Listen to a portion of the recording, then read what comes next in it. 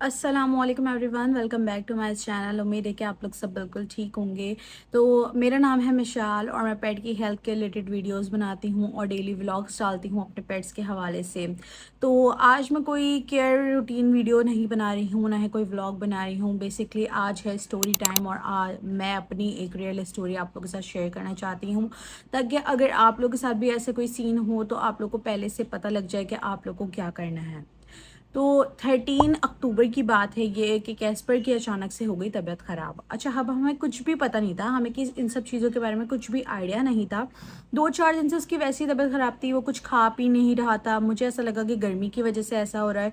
मेरे घर में सब ये सब चीज़ें मतलब ना नोट कर रहे थे और ना उसे डेली खेलने का शौक़ है, वो बहुत एक्टिव रहता है, कभी भी वो डाउन सा नहीं रहता, कभी भी वो जो है ना एक जगह जाके बैठता नहीं है, हमेशा वो खेलता रहता है, भागता रहता है। तो अचानक से उसने ये सारी एक्टिविटीज़ करना बंद कर दी। अच्छा, अब हमें जो है ना वो पता नहीं लग पा रहा था, लेकिन मेरे घर में जितने भी लोग थे ना वो सारी चीज़ें देख रहे थे डेली बाय डेली, क्योंकि वो सारी चीज़ें करता था। वो सुबह उठता था तो सबसे पहले घर में सबको जाके प्यार करता था, उनके साथ लेटता था और जो है ना कूदता रहता था पूरे घर में या खेलता रहता था। अचानक से उसने ये सारी एक्टिविटीज़ बंद कर दी। मुझे इन सब चीज़ों का आइडिया नहीं हो पाया, लेकिन मेरे घर में सबने मुझे ये बात बोली कि हमें कैस्पर को डॉक्टर को दिखाना चाहिए क्योंकि उसकी तबीयत शायद ठीक नहीं है। अच्छा, पीछे बैकग्राउंड में जो भी आवाज़ें आ रही हैं उनको इग्नोर करिएगा, क्योंकि आपको पता है वीडियो बनाना बहुत मुश्किल हो जाता है। मैं इस वक्त विंडो के साइड पे बैठी हुई हूँ और ऑलरेडी लाइट नहीं है और मुझे आपको ये बात बताना बहुत ज़रूरी है क्योंकि ऑलरेडी बहुत दिनों से डिले होता जा रहा था, लेकिन मैं चाहती थी कि आप लोग यानी कि मेरी यूट्यूब फैमिली तक भी ये बात पहुँचे और उनको भी इस चीज़ का आइडिया हो जाए पहले से, क्योंकि अक्सर कैट्स को ये सारी चीज़ें हो रही हैं। तो वीडियो एंड तक ज़रूर देखिएगा। तो चलें हम लोग अपने टॉपिक की तरफ दोबारा चलते हैं। तो मैं यहाँ पे थी कि हमें इन सब चीज़ों का जो है वो आइडिया नहीं हो पा रहा था कि कैस्पर के साथ क्या सीन हो रहा है, क्या चक्कर चल रहा है, हमें कुछ समझ में नहीं आ रहा था। लेकिन उस दिन 13 अक्टूबर की रात को मुझे इमरजेंसी में डॉक्टर के पास ले जाना पड़ा कैस्पर को। अच्छा, मैं जितनी भी वीडियोस वगैरह है, जितनी भी चीज़ें हैं, वो मैं सब आप लोगों के साथ शेयर करूँगी, आप लोगों को दिखाऊँगी किस तरीके से क्या चीज़ हुई कैस्पर के साथ, किस तरीके से उसका ट्रीटमेंट वगैरह हुआ, कैस्पर की अचानक से तबीयत ख़राब हो गई। हम लोग गए, डॉक्टर ने उसको बोला कि आप जो है वो वेट करें, मैं कैस्पर को चेक कर रहा हूँ। उसे कोई भी चीज़ डाइजेस्ट ही नहीं हो रही थी। मतलब या तो वो चिकन खाता है वो भी डाइजेस्ट नहीं हो रहा, बिस्किट खा रहा है वो भी डाइजेस्ट नहीं हो रहा। मतलब कि जैसे अगर मैं उसको ना रूटीन में ये होता है कि अगर मैं उसे 3 टाइम खाना देती हूँ तो 2 टाइम मैं उसे चिकन दे देती हूँ या 1 टाइम मैं उसे बिस्किट दे देती हूँ। तो अगर मैं उसे रूटीन में खाना दे रही हूँ तो रात के टाइम भी मैं जब वो सोने लेटता था मैं तब भी उसे कोई ना कोई चीज़ दे देती थी कि ताकि उसको रात को अगर भूख लगे तो वो खा ले। उस दिन ये हुआ कि कैस्पर ने बिस्किट खाया तो, लेकिन उसने पूरे रूम के अंदर उल्टी ही उल्टी करी हुई थी जब हमने सुबह उठ के देखा। तो हम लोग बहुत डर गए थे और उसी दिन रात को हम कैस्पर को, यानी कि 13 अक्टूबर वाले दिन की बात मैं आप लोग को बता रही हूँ, उसी दिन रात को मैं कैस्पर को लेके गई डॉक्टर के पास इमरजेंसी में और मैंने सारा कुछ उन्हें ये मसला बताया और उसके बाद कैस्पर की तबीयत जो है वो बहुत ज़्यादा ख़राब हुई थी। डॉक्टर ने उसको उसी वक्त ड्रिप लगाई और डॉक्टर ने बोला कि इसका टेस्ट करवाना पड़ेगा, पता नहीं इसके साथ क्या इशू हो रहा है कि इस ये कुछ भी खा रहा है तो उसको डाइजेस्ट ही नहीं हो रहा। मतलब उसने खाना पीना बिल्कुल छोड़ दिया था, वो सिर्फ एक जगह बैठा रहता था, रेस्ट करता रहता था या सो जाता था। यहाँ तक कि अगर जैसे वो रात को सोया है, ठीक है, दिन को उठा है, उसके बाद सुबह सुबह उसके खेलने की आदत है, वो खेलता कूदता था। उसके बाद खेलने कूदने के बाद वो दोपहर में फिर सो जाया करता था, बट उसने ये सारी रूटीन्स छोड़ दी थी। वो सिर्फ लेटा रहता, बैठा रहता, कहीं ना आता ना जाता, कुछ भी नहीं करता था। तो ये सारे मसले मैंने डॉक्टर के साथ शेयर करे और उनको मैंने बताया कि कैस्पर के साथ ये सारी चीज़ें हो रही हैं। डॉक्टर ने मुझे एक दिन का वेट करने को बोला और डॉक्टर ने कहा कि हमने आज टेस्ट करवाया और कल कैस्पर की रिपोर्ट्स आएंगी। और मैं दुआ मांग रही थी कि अल्लाह करे कैस्पर की रिपोर्ट में कोई ऐसी बात ना आए जिसकी वजह से हमें बहुत प्रॉब्लम उठानी पड़ जाए, क्योंकि हम सब बहुत परेशान हो रहे थे। कैस्पर हमारा बहुत लाडला बच्चा है और कैस्पर को मैंने 30 दिन के ऊपर पाला था और हम सब ही उससे बहुत ज़्यादा अटैच हैं, बहुत ज़्यादा कनेक्ट है। यहाँ तक कि कैस्पर को ज़रा सी खरोच भी आती है तो हम सब लोग बहुत ज़्यादा परेशान हो जाते हैं। तो हम सब बहुत दुआएं कर रहे थे, बहुत परेशान थे। और नेक्स्ट डे जब कैस्पर की रिपोर्ट आई, डॉक्टर ने मुझे रिपोर्ट सेंड करी, रिपोर्ट भी मैं आप लोग के साथ शेयर करती हूँ, यहाँ स्क्रीन के ऊपर आप लोग देख सकते हैं। तो डॉक्टर ने मुझे बताया कि कैस्पर को किडनी और लिवर का प्रॉब्लम हो गया। Oh my God! अब मैं और ज़्यादा परेशान हो गई कि यार अब क्या होगा? मुझे कुछ समझ में नहीं आ रहा। मैं इतनी दुआएँ माँग रही, इतना रो रही, मेरे घर में सब बहुत परेशान हो गए, यहाँ तक कि मेरी मम्मा, मेरे पापा सब लोग बहुत परेशान हो गए। सब लोग कैस्पर से बहुत अटैच थे और हम उस दिन के बाद से 7 दिन तक मैं कैस्पर को डॉक्टर के यहाँ डेली लेकर जाती थी और मैं वो 7 दिनों की रूटीन आप लोग के साथ शेयर करूँगी। कैस्पर को डेली 2 ड्रिप लगती थी और 5 इंजेक्शंस लगते थे और वो किस तरीके से अज़ियत से वो चीख रहा होता था कि मैं जब भी डॉक्टर के पास जाती थी मैं हमेशा रोती थी कैस्पर के लिए कि बस कैस्पर किसी तरीके से ठीक हो जाए।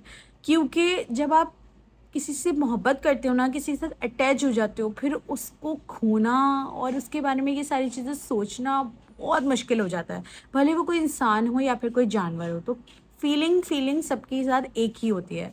तो मेरी फीलिंग भी कैस्पर के साथ कुछ ऐसे ही जुड़ गई थी।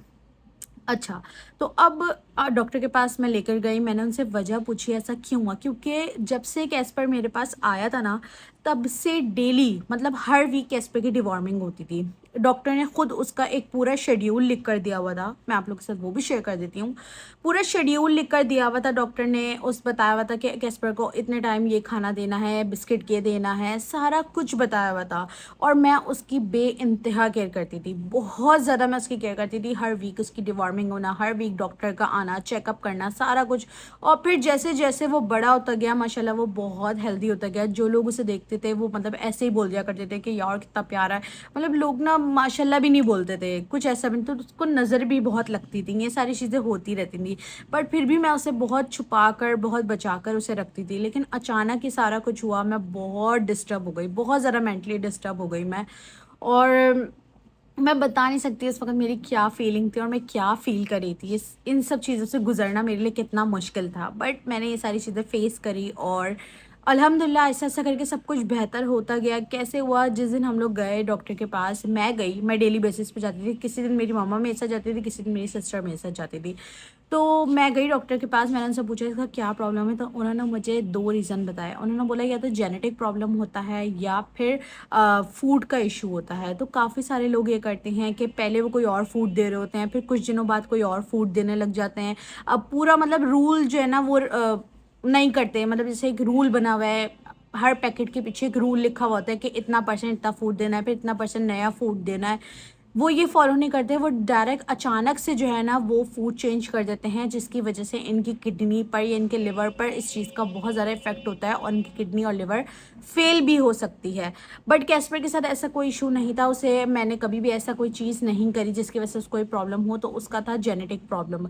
अच्छा, अब उसे ब्लड की भी डॉक्टर ने बोला कि इसको ब्लड की भी थोड़ी कमी बताई है और इसका जो है ना लिवर और किडनी दोनों ही डिस्टर्ब हुआ हुआ था।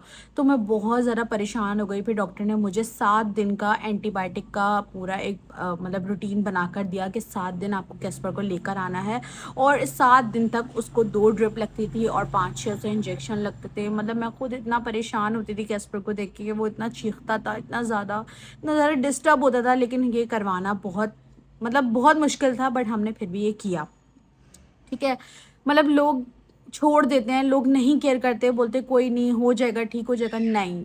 देखिए, अगर आप लोग को ज़रा-सा भी लगता है ना कि आपकी कैट की के अंदर कुछ चेंजेज़ आ रही है, आप फ़ौरन उसे डॉक्टर को बताएँ। क्यों? क्योंकि आगे जाकर ये मसले बहुत बड़े बन जाते हैं और बहुत ज़्यादा इश्यू क्रिएट हो जाते हैं और हमें पता नहीं लग पाता है और अल्लाह ना करे आगे जाके उसकी डेथ भी हो सकती है। तो मैंने फ़ौरन ही डॉक्टर से कांटेक्ट किया और 7 दिन का मैंने उसका ट्रीटमेंट पूरा कंप्लीट करवाया।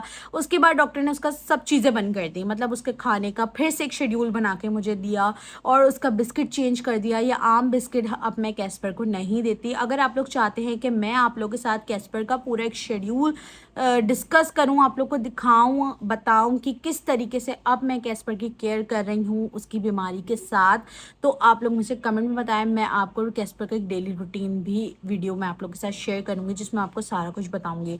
एक दवाई है डॉक्टर ने वो मुझे लिख कर दी है, वो मैं कैस्पर को सुबह और शाम पिलाती हूँ और कैस्पर को ज़्यादा से ज़्यादा पानी पीने का बोला हुआ है। अब मैं पानी का इंटेक उसका किस तरीके से करती हूँ, तो ये सारी चीज़ें हैं। अगर आप लोग मुझसे कमेंट सेक्शन में बोलेंगे तो मैं आप लोग को पूरा एक रूटीन शेड्यूल बना के आप लोग के साथ एक वीडियो शेयर करूँगी किस तरीके से डेली बेसिस पे मैं कैस्पर की केयर कर रही हूँ और अल्हम्दुलिल्लाह काफ़ी बेहतर फ़ील कर रहा है वो अब। मुझे पता है कि जब आप कोई पेट पालते हो या कोई कोई भी पेट आप रखते हो, चाहे वो कैट हो या कोई डॉग हो, आप बचपन से उसे पालते हो, उसे बड़ा करते हो, तो आपकी उसके साथ अटैचमेंट कितनी ज़्यादा कनेक्ट हो जाती है। ये सारी बातों पे आप लोग भी मुझे बहुत ज़्यादा एग्री करोगे। तो मेरे साथ भी बिल्कुल ऐसे ही सीन हुआ। कैस्पर को 7 दिन तक उसके हाथ में कैलोरा लगा हुआ था, उसे बहुत पेन था, उसे खाने में इतना प्रॉब्लम होता था। बट मैं उसे सिरिंज से खाना खिलाती थी क्योंकि डॉक्टर ने उसको बोला हुआ था, वो कोई भी चीज़ डाइजेस्ट नहीं कर पा रहा था, उसे उल्टियाँ, मतलब वो कुछ भी खाता था उसे उल्टी हो जाती थी। लेकिन जैसे-जैसे एंटीबायोटिक का असर होता रहता था, तो काफ़ी हद तक कैस्पर की तबीयत ठीक होती गई। लेकिन अभी भी ऐसा ही है कि मैं उसे सिरिंज से खाना खिलाती हूँ और पिलाती हूँ जब वो खाना खाना छोड़ देता है। उसका एक शेड्यूल बना हुआ है, मैं वो सारा कुछ फ़ॉलो करती हूँ, वो डॉक्टर ने ही मुझे पर्सनली दिया है फ़ॉलो करने के लिए। तो मेरी आप लोग सबसे एक गुज़ारिश है कि प्लीज़ प्लीज़ अपने कैट्स का और अपने पेट्स का बहुत ज़्यादा ख़्याल रखा करें, लापरवाही मत किया करें। अगर आपको कुछ ऐसा फ़ील हो रहा है कि आपकी कैट के अंदर कुछ चेंजेस आ रही है, तो आप डॉक्टर को दिखाएँ, उसकी डिवॉर्मिंग करवाएँ, उसके हेल्थ का बहुत ज़्यादा ख़्याल करें। अच्छा, ड्राई फूड, मैं आपको ये कहूँगी कि ड्राई फूड जो है ना, वो आप अपने डॉक्टर से ही कंसल्ट करके दें। अगर आप लोग मुझसे पूछना चाहते हैं, मैं आप लोगों के साथ शेयर कर दूँगी कि कैस्पर के लिए डॉक्टर ने कौन से ड्राई फूड लिख कर दिए थे, जो मैं उसे देती थी।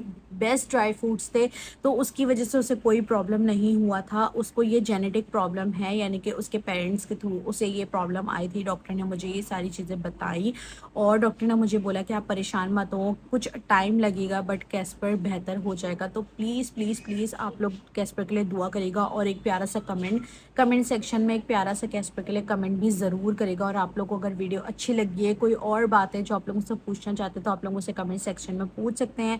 प्लीज़ प्लीज़ प्लीज़ मेरी आप लोगों से रिक्वेस्ट है कि कैस्पर के लिए दुआ करें कि वो बिल्कुल ठीक हो जाए, क्योंकि उसकी अब मतलब पहले से तबीयत काफ़ी बेहतर है। लेकिन वो डेज़ मेरे लिए बहुत हार्डेस्ट डेज़ थे, लेकिन वो किसी तरीके से मैंने गुज़ार दिए हैं और अल्हम्दुलिल्लाह अल्हम्दुलिल्लाह। अब अल्लाह ताला ने बोला है कि हर मुश्किल के बाद जो है वो आसानी आती है, तो अल्लाह ताला हर चीज़ से आपको आज़माता है, लेकिन ये आपके ऊपर है कि आप किस तरीके से चीज़ों को लेकर चलते हैं। तो उम्मीद है कि आपको आज की वीडियो पसंद आई होगा। अगर पसंद आई तो लाइक शेयर सब्सक्राइब ज़रूर करिएगा और फिर मिलते हैं नेक्स्ट वीडियो के अंदर। अल्लाह हाफ़िज़।